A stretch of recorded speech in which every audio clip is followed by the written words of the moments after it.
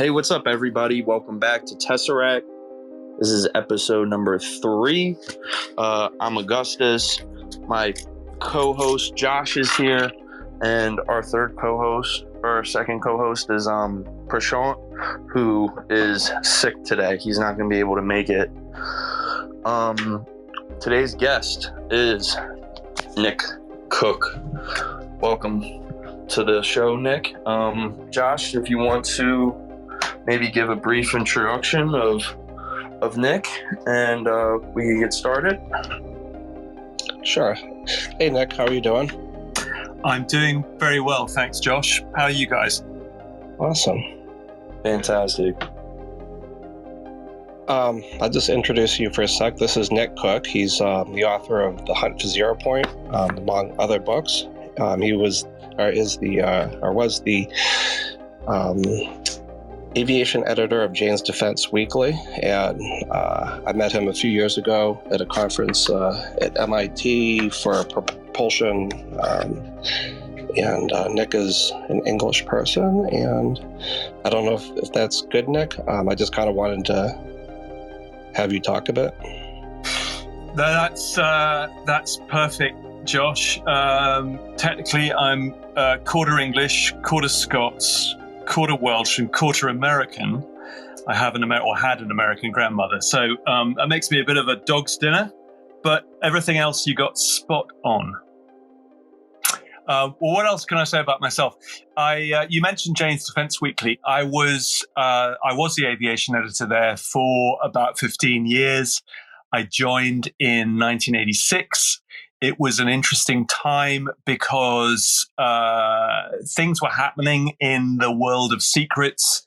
The Reagan administration had just basically boosted defense spending in a bid to bring down the Soviet Union, which in effect it did. And part of that spending package was to introduce a massive injection of what's called black world funding into the defense budget. And black world funding describes secret, unaccountable slushes of money which go towards top secret programs. And at the time, so think sort of mid to late 80s, there were some very sort of interesting rumors in our world. I mean, me as a defense journalist, about aircraft particularly seen over the desert southwest of America that could not be accounted for in terms of what was known to be out there. So people like me started to get quite interested in all of this. And, we rapidly found out that there were a raft of programs, secret programs, which some of which came to the light of day at the end of the decade. So I think in 1988, the outgoing then Reagan administration revealed that it had been building, I think it was 50 odd stealth fighters in secret.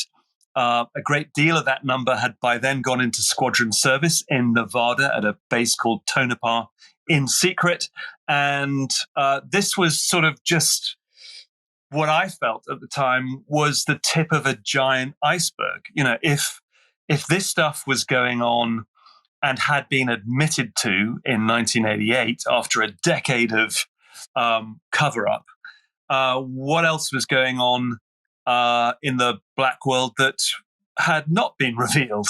And so with that sort of teasing question at the back of my mind, I then went on, and Josh, you mentioned it, to research what became a book called The Hunt for Zero Point, which really at the outset posed a question, or at least I posed a question to myself, which was, given all of this secrecy, what is the deepest, darkest secret I could possibly conceive of in the 1990 odd timeframe that the Department of Defense might be concealing?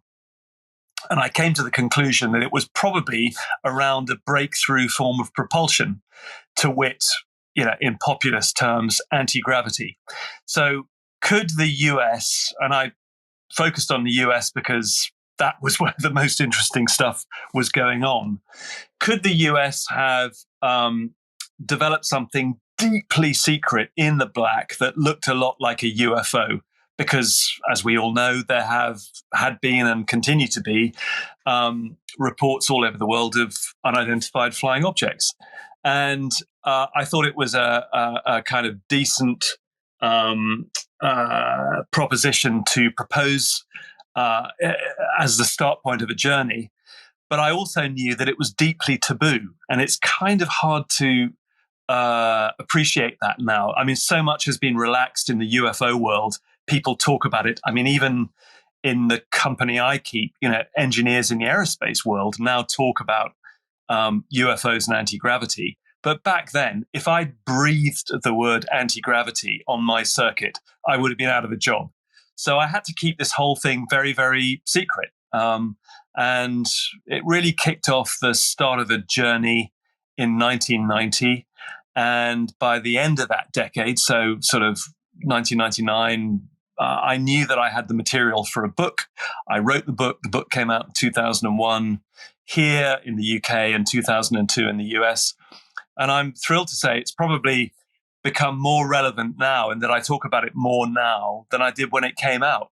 So it's had a lot of life. It continues to have legs, and I hope we can talk a bit more about it today. Yeah, for sure. My first question for you actually is revolved around the anti-gravitics, the G engines, the anti-gravity propulsion systems. So with Tesseract, we've dove pretty deep into the idea of a precognitive sentient phenomenon as one of the best ways to describe things like the Tic Tac incident with the Tic Tac UFO. The Tic Tac UFO seemed to have been capable of knowing where the pilots were going to be before they did. The Tic Tac vanishes at the snap of a finger, ends up at a secret location when the pilots that were chasing it wanted to rendezvous. They went to the secret location just to find the Tic Tac waiting there. So the big question was this thing able to hack our communications, or was it able to actually know prior, having the sense of knowing? So, so the question I have is, so these G engines, these gravity engines, are said to manipulate space-time. Do you think that these crafts with the G engine technology are able to actually not only manipulate space, but also manipulate time? And are we responsible potentially, from any knowledge you might have into these programs, that these crafts are potentially actually being created in the future and are coming back in time, or able to, manipulate time in any fashion? What do you think of that? Well, there's a load to unpick and unpack there, but all of those questions get to the heart of the whole issue, if you ask me. I mean, what started out for me back in 1990 as a kind of nuts and bolts investigation into technology, in essence, has now, whatever that is, 30 years later, morphed into a much bigger question about the phenomenon that we're dealing with. And I mean, the Tic Tac incident is a very good case study, because, as you rightly mentioned, what had happened was the F-18s off the carrier Nimitz had gone into the combat training zone where these aircraft were going to carry out some maneuvers. All of this, I should preface, took place in 2004. And when they entered that air combat training box, and they spotted this Tic Tac looking object, which was about the size of one of their F-18s, low down over the water. As you said, it, first of all, as they, or at least one of the pilots circled down to investigate it, it circled back up as if it was engaging it in combat.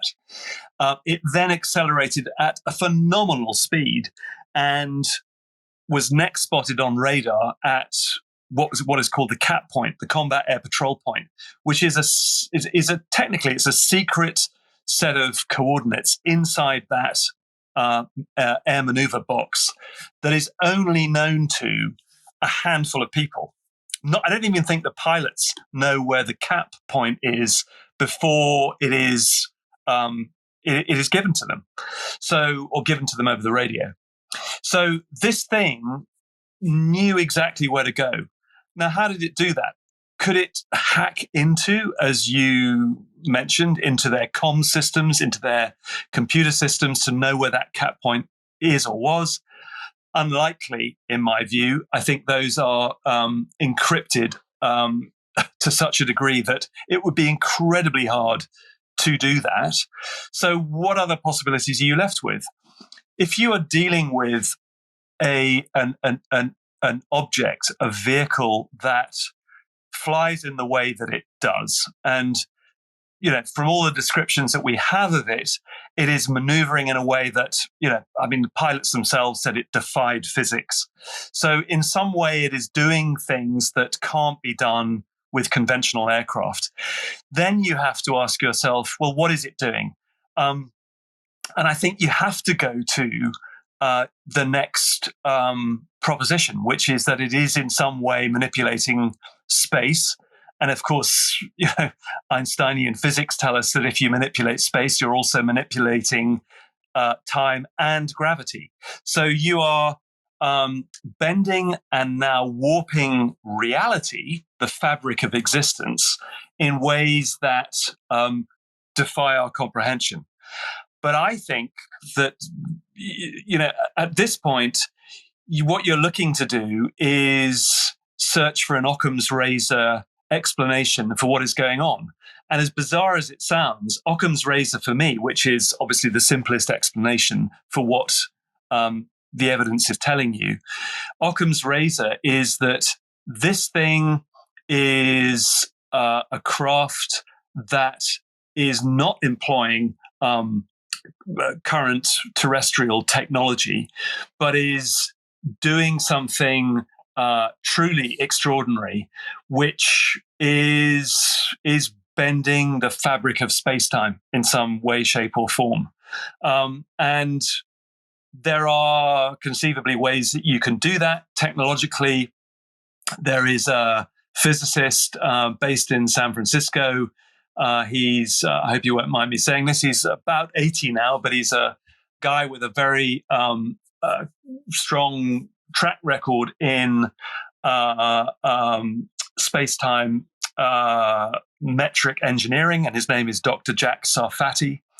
And Jack maintains that the Tic Tac has what is called a metamaterial hull, which is a hull that is composed of tiny waveguides, so minuscule that they are able to manipulate the fabric of reality, in essence. And so using this technology, it would, Jack maintains, be able to come back from the past to the present. And of course, if you can do that, you know exactly where the cap point of those aircraft is going to be because you're coming from the future. So it opens up a realm of possibility, and needless to say, also opens up a plethora of new questions. So, on to the next one, Josh. What have you got for me next? Last night I was reading Chapter 9 of The Hunt for Zero Point, where you fly into a Huntsville and then you go meet somebody at Von Braun's complex area, and then you talk about how you go up to what is it? Maybe Ohio or Cleveland. I think I seem to remember Cleveland, Ohio. NASA, Cleveland. Yeah. Yeah. Could you talk more about that? Well, I can talk. I can talk about them both. Actually, Cleveland wasn't so interesting, but let's talk about NASA Huntsville first. That, as you say, was the part of NASA that was given over to rocketry. So it was sort of pretty much founded. In fact, as you walk into Huntsville Airport, there used to be, I don't know whether there still is, a giant kind of cutout of Werner von Braun, who was the Germans' rocket genius during the Second World War. And he's sort of waving and welcoming you to Huntsville. It's a bit strange for me, a Brit, because Werner von Braun's rockets landed in quite some numbers on London. And even when I was growing up, you could see craters still in London where these V2s had sort of hit the city and blasted great holes in it. But that aside, Huntsville and NASA Marshall, the NASA Marshall Space Flight Center, was a very interesting place where not only were they then, I mean, this was, when was this? 1996, I think, or 97, maybe I visited. And it was not only where they were testing, space shuttle engines and other rockets, but were also looking at very advanced spaceflight concepts. They had a goal at the time to make a 50-year journey to the nearest star system, which might sound like a really long time, but actually, under current chemical rocket propulsion technology, would take, hundreds of thousands of years. So they to do something different, they were looking at some very advanced concepts like space warp, all manner of kind of space-time engineering to get to the nearest star system. So really taking NASA then into UFO territory. But again, very different world then than it is now. Whilst all of these people were alluding to UFO type technology back then, they daren't mention the word. And this is what has been so liberating about the last 5 years, since the New York Times in 2017 blew the lid off up till then a secret unit within the Pentagon called ATIP, Advanced Aerospace Threat Identification Program, which had been studying UFOs. And when you've got an august paper like the New York Times talking about UFOs, suddenly, a whole load of people I knew, began to realize that it was okay to start talking about this stuff in a way that it had not been before.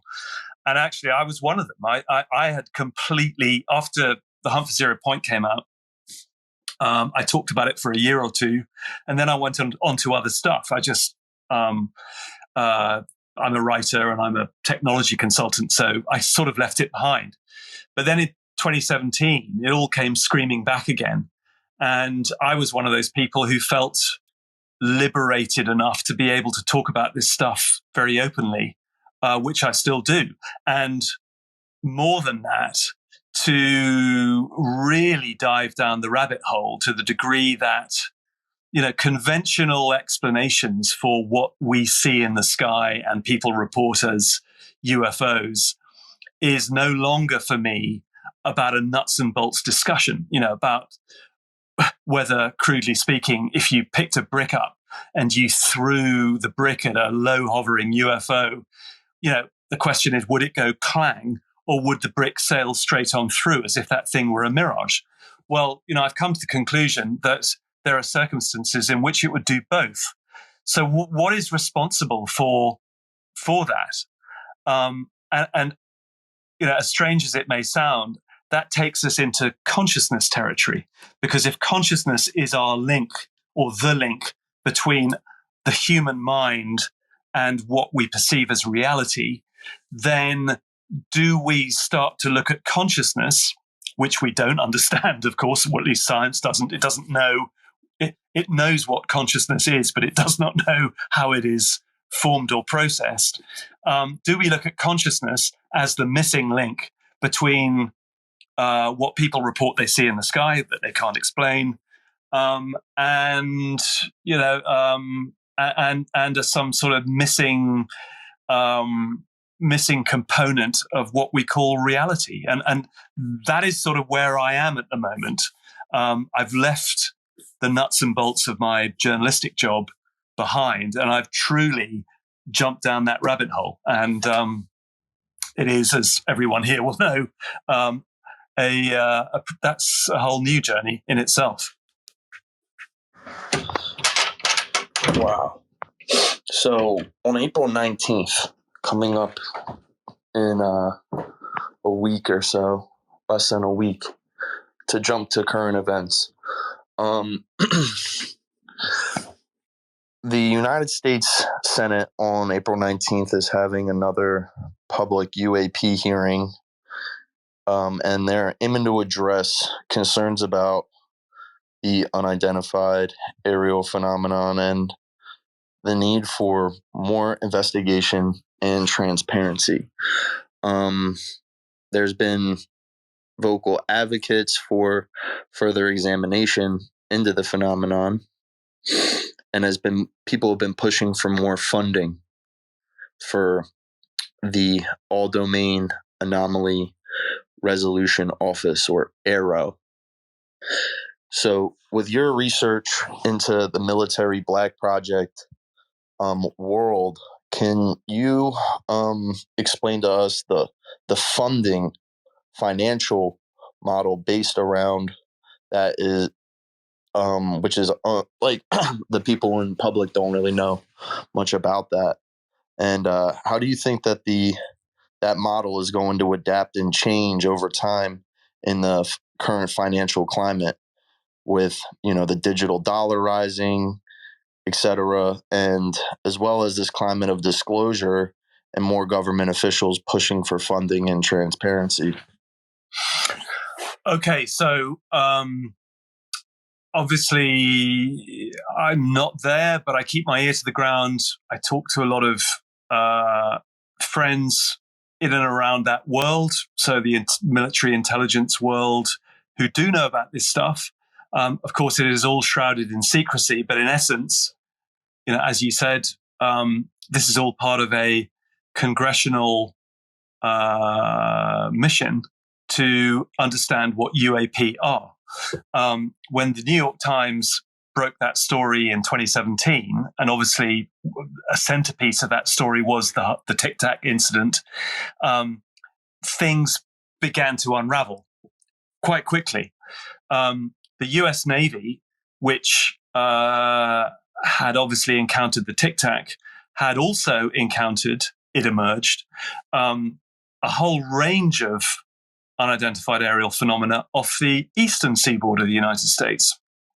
And if you talk to a guy like Ryan Graves, who was an F-18 pilot on multiple combat air patrols and training missions off carriers off the eastern seaboard, he will tell you that there would be days when pilots would go up and they would encounter something anomalous every single time they went up.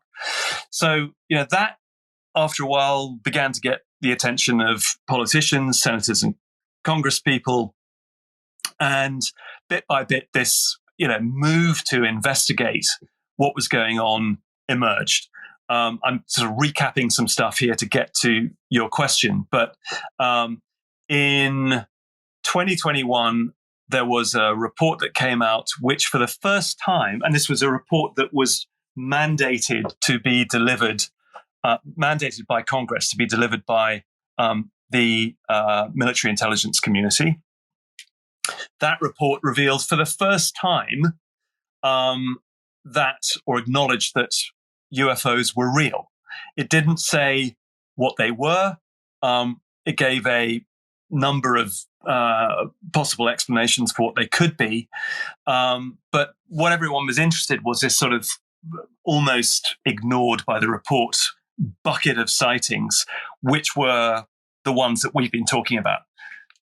Things in the sky that were doing such strange maneuvers they could not possibly have been done by anything terrestrial. So that then evolved into a hearing last year, in May last year, which was the first public hearing, and we're now moving to a second public hearing And there is in the background this question about Arrow, the All Domain Anomaly Resolution Office. I may have got that slightly wrong, but it is the body within the Pentagon that has been set aside to investigate all of this stuff as a sort of central clearinghouse within the military community for all of these strange sightings. I think that we are going to find next week a great deal of frustration on the part of the politicians that the Pentagon and the military intelligence community are not pulling their fingers out to move anything like as fast as they should be, or at least as Congress would like it to be addressing the issue at hand, which is, what are these things? Are they a threat? What possible explanations could there be for them? And are they something or things that could not possibly have been constructed by any nation on Earth, and which instead may have come from somewhere else? So what there has been a lot of foot dragging by the military-industrial complex, and I think that politicians, well, anyone who watched the last show almost a year ago will remember that the display that was put on by the two senior intelligence officials who were sort of called in to do a show and tell to the committee that they spoke to. I mean, it was painful to watch, really. It was sham-like. That they both fumbled over the facts. They were pulled up politely by the committee members and asked to explain what they meant. And there was a film of an object that was, I mean, laughable, really, in what it showed. We all know, at least those of us who speak to people behind the scenes know, that there are many more high-resolution, faithful images of unidentified flying objects that they could have shown to the committee members in Congress, which they didn't. But all of that led to a kind of bubbling frustration in Congress, and on a bipartisan level. This is not a partisan issue. This is, both sides of both houses are saying, we want to know what is in America's skies. And I think it's only been exacerbated since the shoot down of the Chinese balloon in late January, early February, and then the other three objects, which still remain sort of unresolved, unacknowledged, and buried in terms of what was actually seen. I think the sensor imagery and sensor data is still classified, and my betting is it will remain so. So all of this, there is this bubbling frustration amongst politicians that they are not being given the facts as they are asking for them. And whilst in decades gone by, people have gone, well, that's fine, because this is a taboo subject anyway. And, it's okay if it gets brushed under the carpet, in part because counterintelligence has done a really good job of making it look, or, back in the day, making it look like a, subject that only, cranks and loons would get involved in. And politicians are now saying, thus far and no further. We've had enough. We want to know the truth. Now, the question then becomes, do the guys who get pulled up as witnesses, are they going to call time and go, okay, it's a fair cop, we'll tell you everything we know? Are they going to say nothing? Or may they go for a sort of partial disclosure, which is to partially lift the veil of secrecy, say, yeah, you know what? These are real things. They are phenomena we don't understand. They are also, we think it's unlikely that all of them come from this neighborhood, this planet. Maybe they might even go so far as to say this space-time. So I think anything and everything is up for grabs next week. I'll be as interested as the next person to see what is said.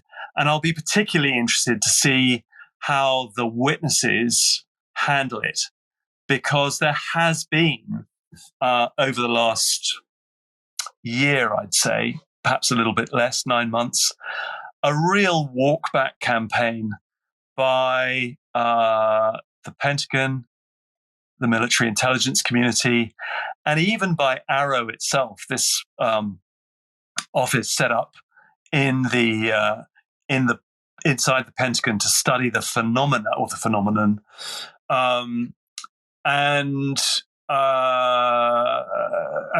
again, you know, Congress is saying, you know, we have asked for funding for ARROW.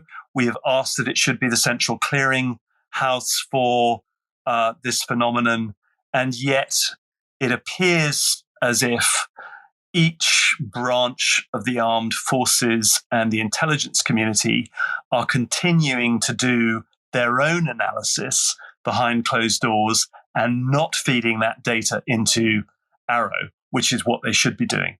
So, yeah, all of that by way of saying it's going to be a very interesting show next week in Congress on Capitol Hill.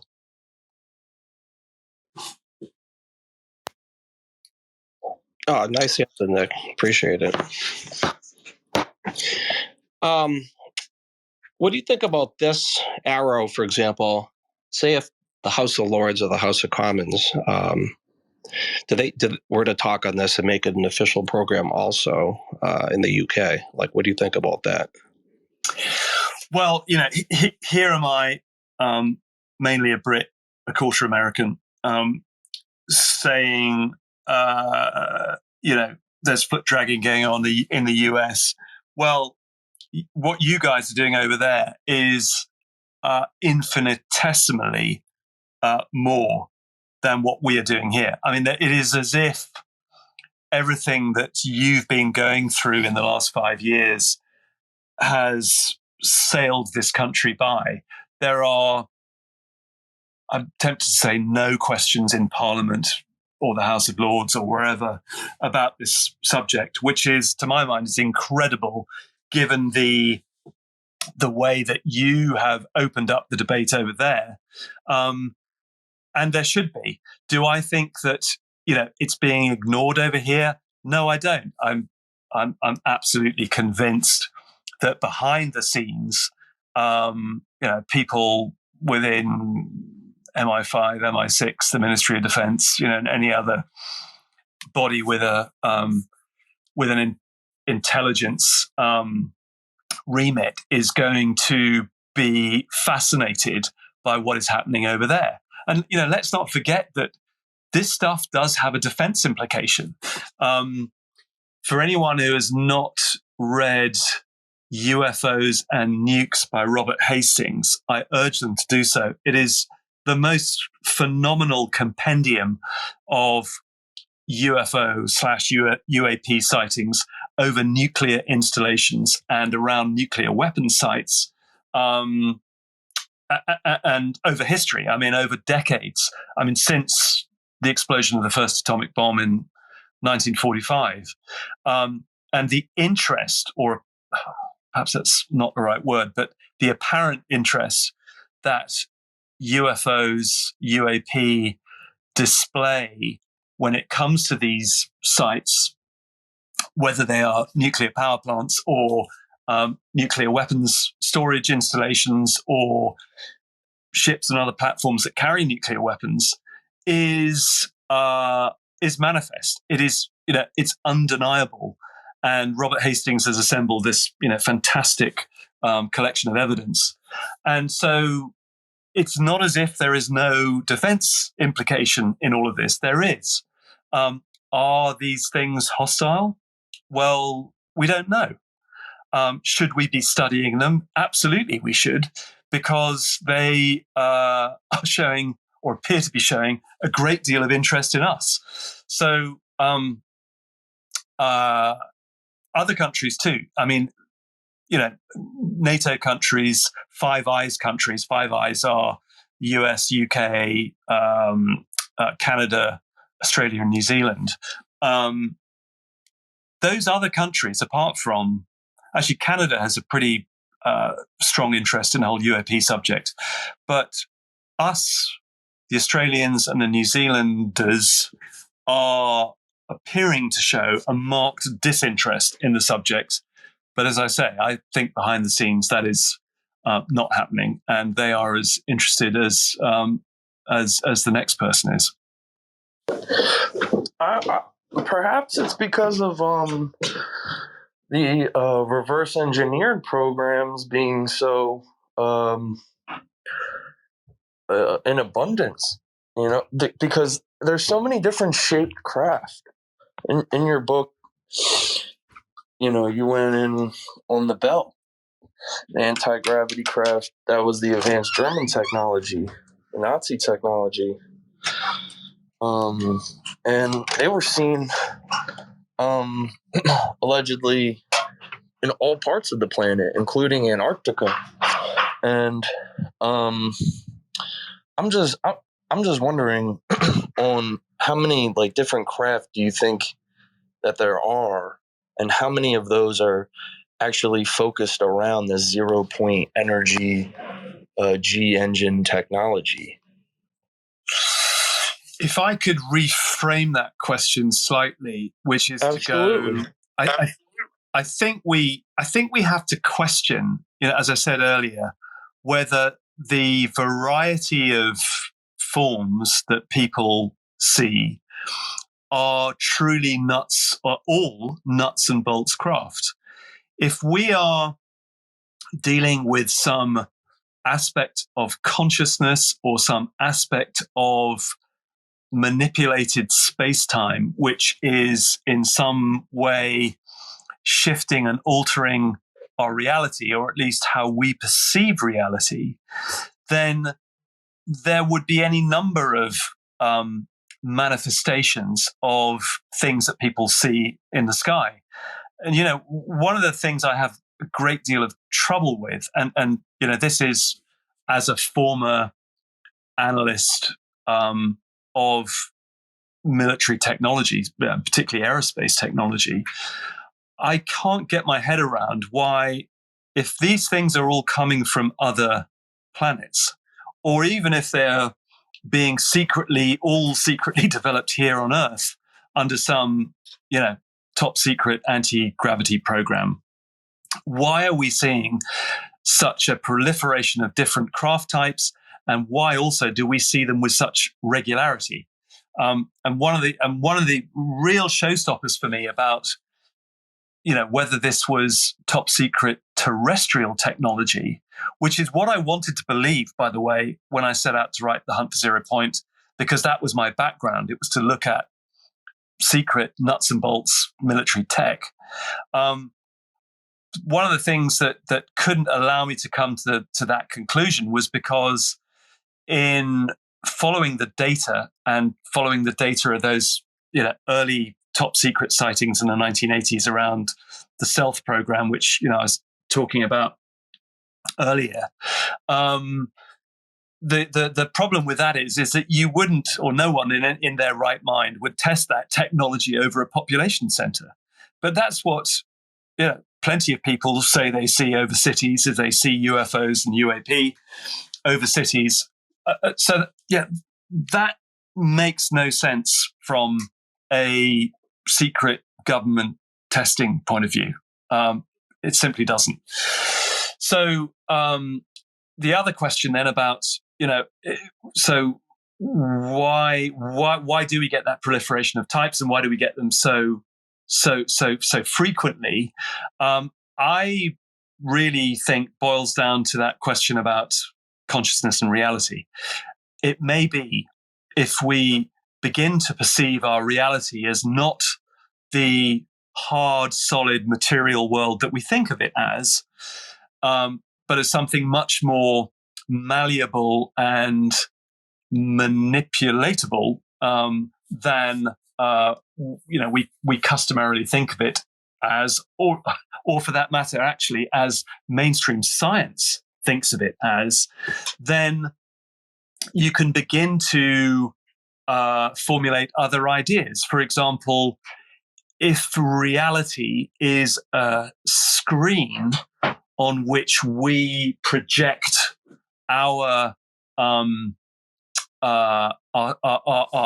innermost conscious collective thoughts. I mean, think Carl Jung here, who talked about the collective unconscious of humanity as a sort of soup in which we humans, exchange psychic ideas, psychic symbols, psychic notions, and we project them onto this reality screen. Then suddenly there are all kinds of non-physical possibilities for what UFOs can be. Now, in amongst all of that, I think we have to view this as a spectrum of possibilities. And at one end of the spectrum, there is going to be some top secret man-made craft that we have no knowledge of yet in the white world.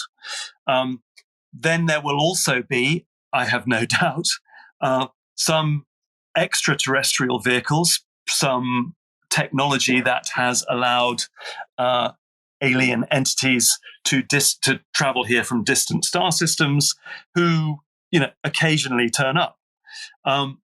But the vast majority of sightings could be something quite else, something that is so alien, strange to our way of thinking, that we can't really begin to conceive at this point in time what they could be. But I think since we are now, everyone seems to be saying there is no question but that we are dealing with a phenomenon. The mere fact that we have had in the last few years, one open hearing in Congress about this, and next week we're going to have another, is admission in itself that this is a real phenomenon that no one can duck and ignore anymore. So once we've got past that, we have to start to look at this plethora of different explanations for what it could be.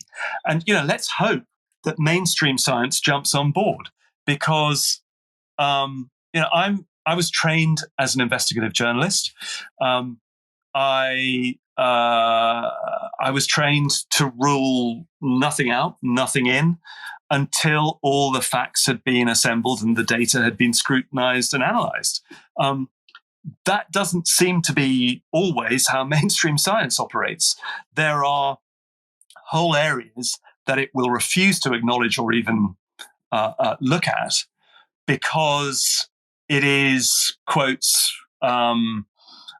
strange, or it is, anomalous. And because some of it, particularly around the psychic domain, shows a marked reluctance to be repeatable in experimental laboratory tests, that is a big no-no for science. If it's not repeatable, it can't be a real thing. So it just discounts it. And I think it discounts it because, of course, it taps into whole scientific reputations, whole departmental reputations. And it also taps into that, most fundamental thing of all, which is funding, which, if you stand up and you talk about this stuff and you're not cleared to do so, and it is taboo, then someone somewhere will turn around and go, you know what? We're going to cut your funding because we think you've lost the plot. And that is so wrong in this day and age. And I'm, hats off to the members of Congress who have opened this up, because as with any taboo, once you start talking about it, and initially you start talking around it, and then you start talking about it, bit by bit, that taboo falls away. And I think we will be getting very rapidly to a point where all of this stuff is going to be on the table. And good, I'm looking forward to that day, because it is so mysterious in the main part that we need everyone, whether they are the military, whether they are the civilian scientific community, everyone, to be looking at this and trying to figure out what it is.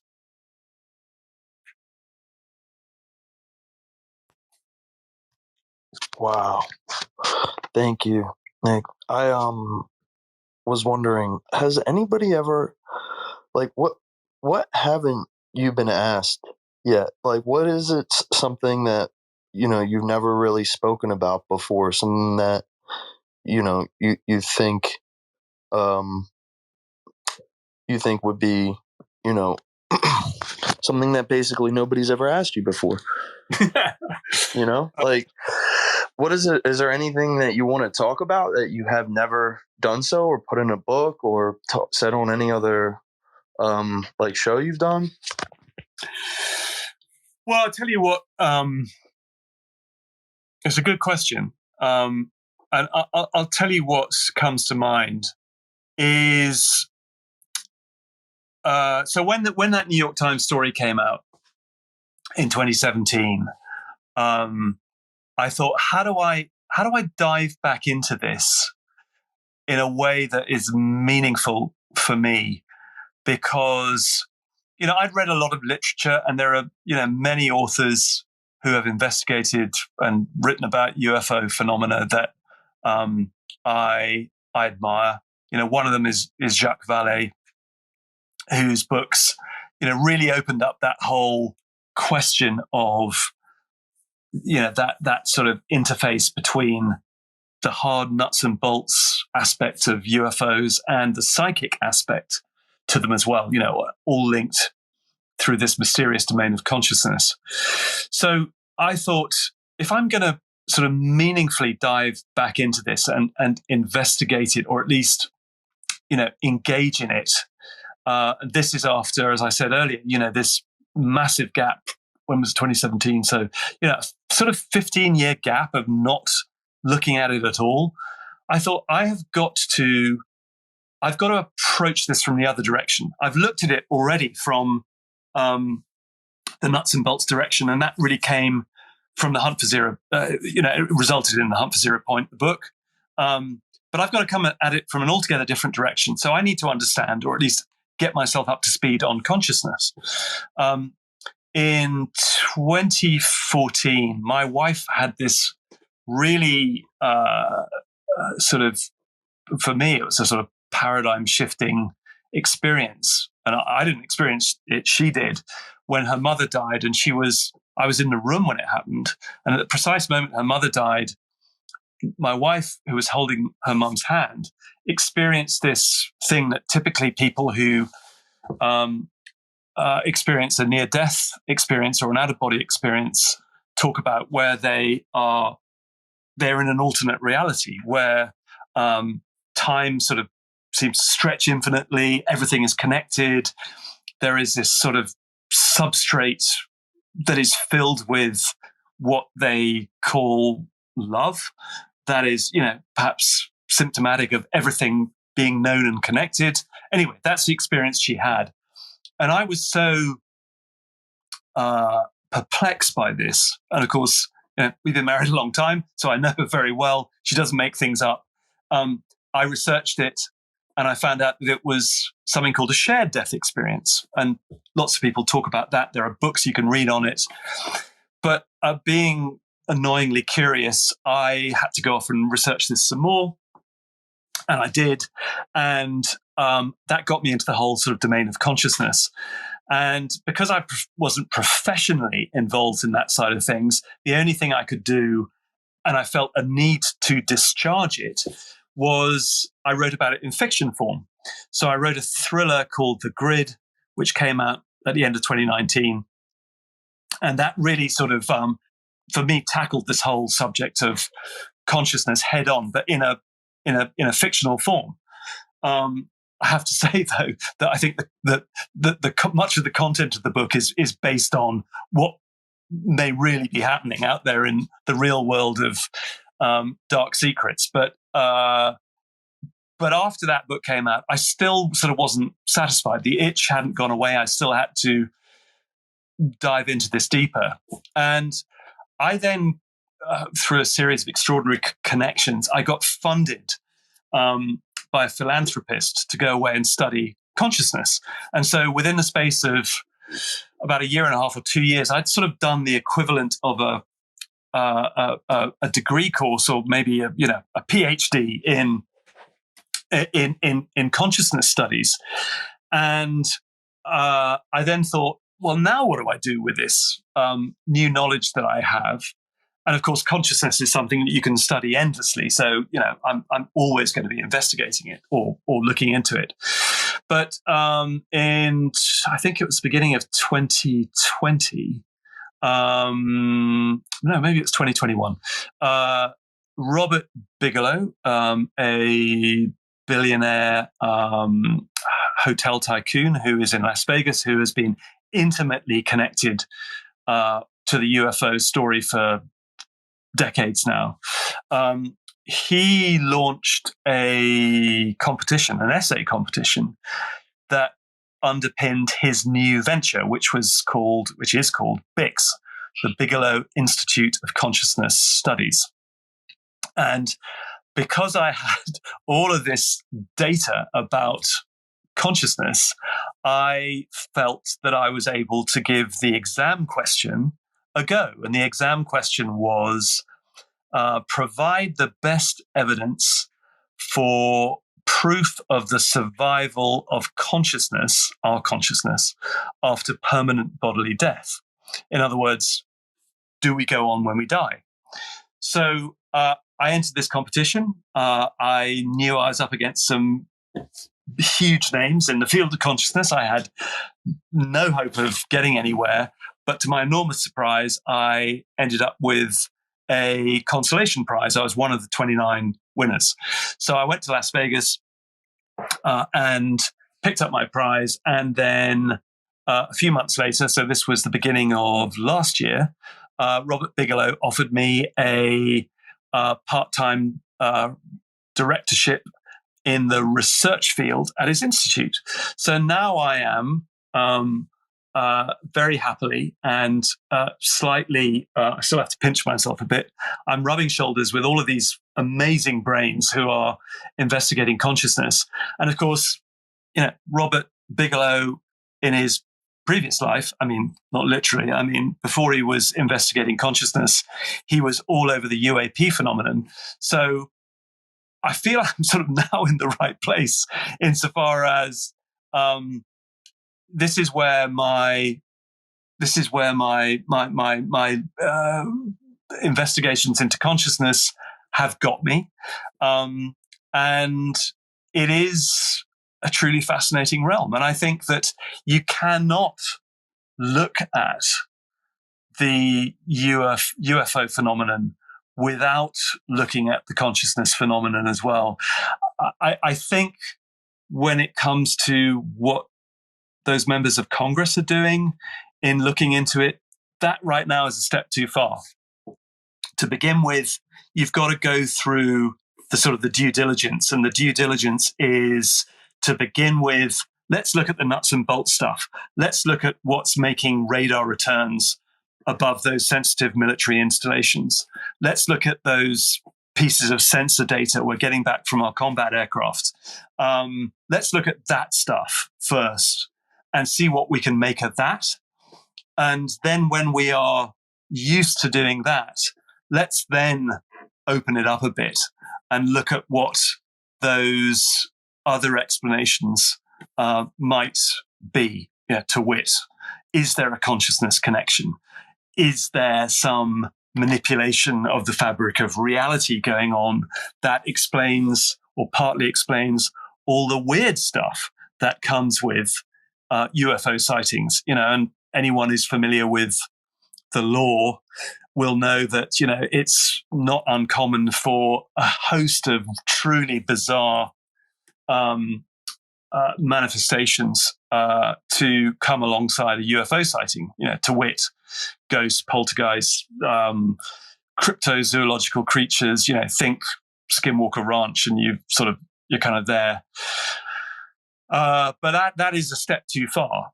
At this juncture, it is enough at this time that we're just looking at, I think, the hard and fast nuts and bolts stuff, and we'll tackle the weirder stuff, what Jacques Vallée calls the high strangeness of all of this a bit later. Bigelow and Dr. Collier described that as the precognitive sentient phenomenon. Yeah. Which inspired the name Tesseract for our podcast. Good. Well, I'm in the right place. So, Nick, we have 4 minutes left now. Is there anything you want to close out with? Not specifically. Obviously, I think we've covered a lot of ground. I think we are truly, I'm not given to sort of bold statements. I prefer to be quite sober in my treatment of all of this. But I would be really surprised if in the next year, maybe two, actually just maybe even a lot sooner than that the whole edifice around this subject crumbles. And whilst we're not going to get it all at once, I think we are going to get bits of it. And, it's sort of, once you start peeling away the layers, it's going to be very hard to stop. We then, Lou Elizondo has talked about this. The next question is, how do we ready ourselves mentally as a species for knowledge that we may not be alone, not just in the universe, but on this planet. We may be sharing our 3/4 dimensional reality with a 5th dimensional reality or a 5th dimensional intelligence that is here, and it's doing stuff, and it is able to somehow act with agency in this world. And I think all of that is to come, but, we'll start with baby steps. And I think in the next, months, year at the most, 18 months tops, we'll begin to hear about some extraordinary revelations. And I think we are definitely living in interesting times. And I'm there with everyone else wanting to know what's going to happen. Well, thank you so much for your time today, Nick. We really appreciate it. Thank you. I've really enjoyed it. Amazing. All right. Thank you, everybody. This has been Nick Cook on Tesseract episode 3.